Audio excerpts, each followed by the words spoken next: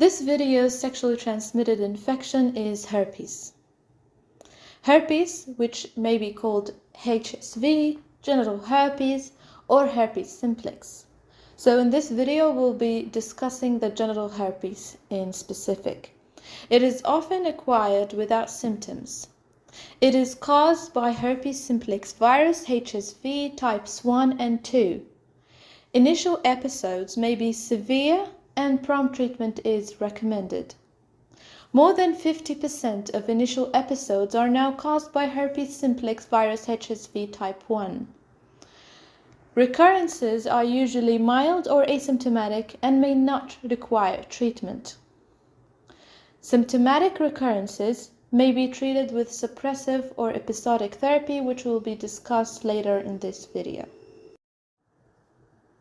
Regarding the clinical presentation of herpes, the initial episodes may be severe with extensive ulceration and systemic features.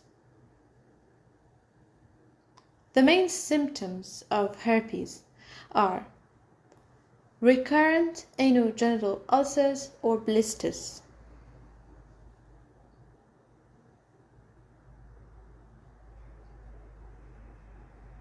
the second one is recurrent skin splits, which can be painful.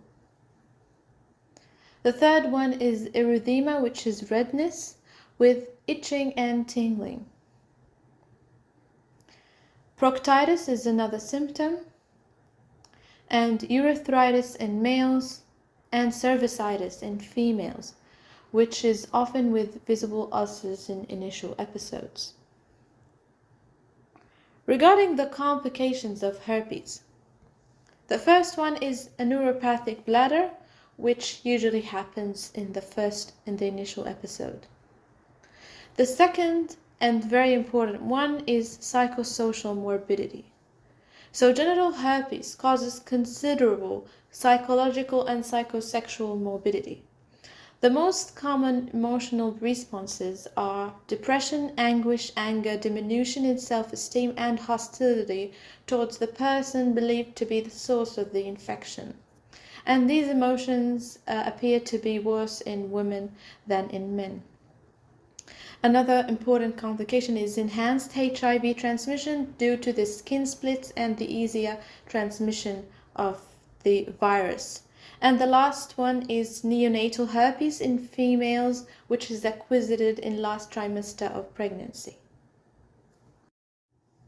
To diagnose herpes, aside from the clinical presentation, we can do the investigation, which is the nucleic acid amplification test, where a swab of base of ulcer or deroofed vesicle is taken. And this test requires a visible lesion to be present in order to be performed. Nucleic acid amplification tests are the most widely available tests and have greater sensitivity. Viral culture and direct immunofluorescence tests are insensitive, mostly have been superseded and only available in specialized laboratories.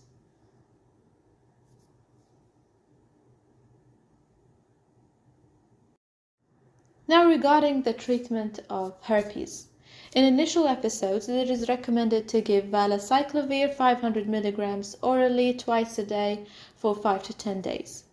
An alternative treatment is also available, which is acyclovir 400 mg orally 3 times a day for 5 to 10 days. In cases of recurrence, episodic therapy or suppressive therapy can be provided according to each case. In episodic therapy, where we treat the episode itself, so what is needed or recommended is valacyclovir 500 mg orally twice a day for 3 days.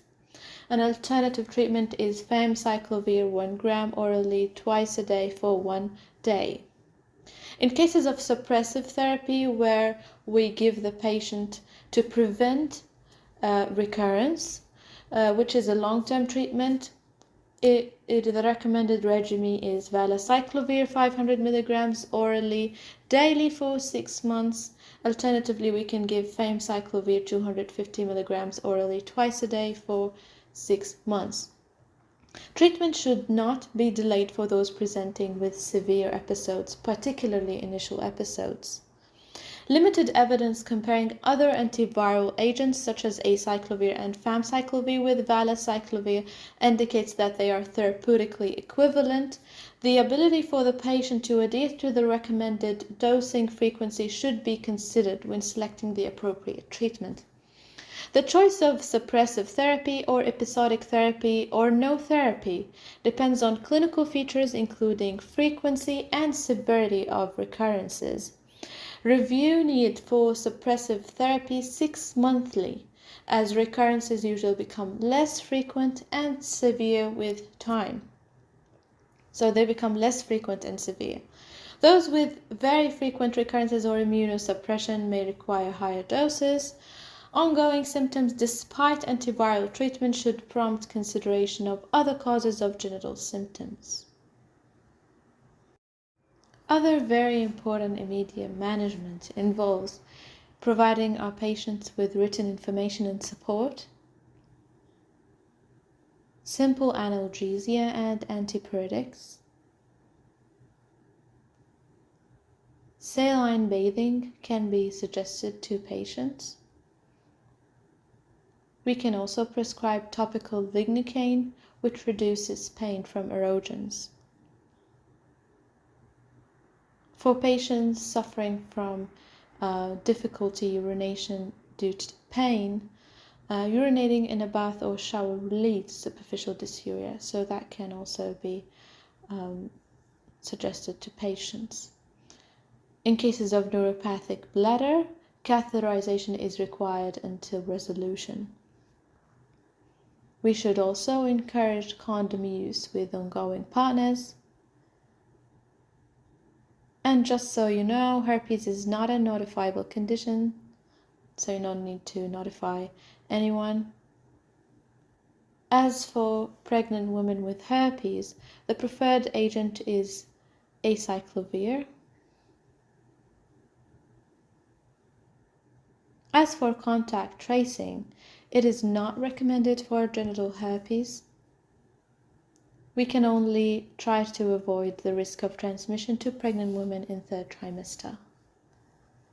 As for follow-up, we should review our patient in 1 week, which provides an opportunity to undertake clinical evaluation of response to treatment.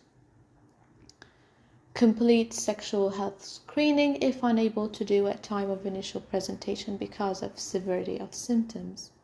We can also provide further sexual health education and prevention counseling, provide support and information as required, and obtain copies of results if tested at another clinic for use by the GP in order to be able to prescribe antiviral therapy for recurrent infection on PBS here in Australia.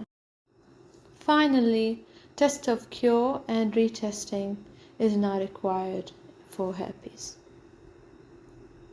So that's it for this video. Thank you very much for watching.